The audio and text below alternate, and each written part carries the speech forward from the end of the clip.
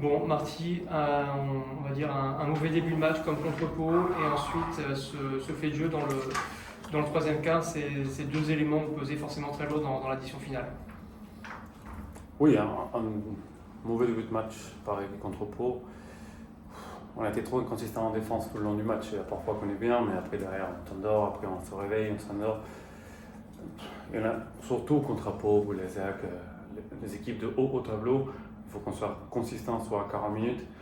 Défensivement, on parle. En attaque, ça peut arriver. On n'a pas été une vraie difficulté en attaque. On met 81 points. C'est pas si mal, même avec un pourcentage très faible de 3 points. On arrive à 80 points. C'est pas l'attaque le problème, c'est en défense. On voit Robinho, il fait 8 sur 10. Koulibaly fait aussi 8 sur 10. Et tous ces paniers-là sont sous le panier. Et forcément, si tu prends ces paniers que sur deux joueurs, les yep, c'est difficile. Et après, ils ont un pourcentage de 3 points aussi parce qu'on n'est pas bon sur la balle. Après, il faut courir. Et quand on court derrière la balle, il y a les ouvertures, il y a les 3 points ouverts.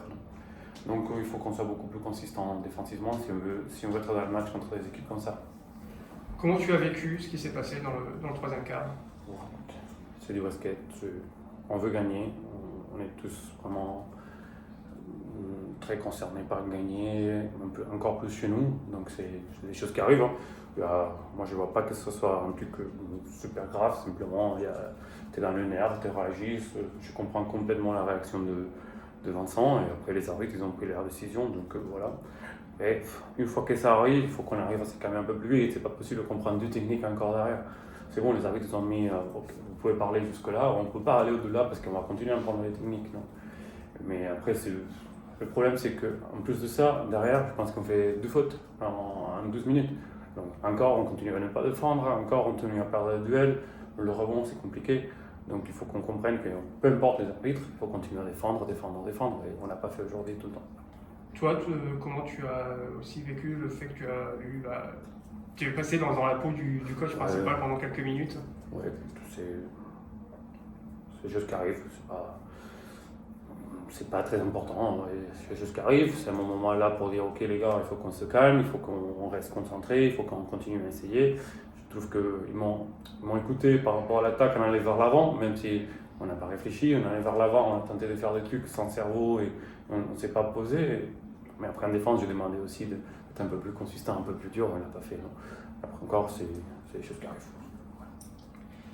Du coup, qu'est-ce qu'il va falloir retravailler avant d'attaquer ce match contre Saint-Chamond? Saint-Chamond, c'est une équipe très offensive. On a eu un match aller qui peuvent très rapidement, les mêmes problèmes qu'on a aujourd'hui, bouger très bien la balle et mettre beaucoup de 3 points.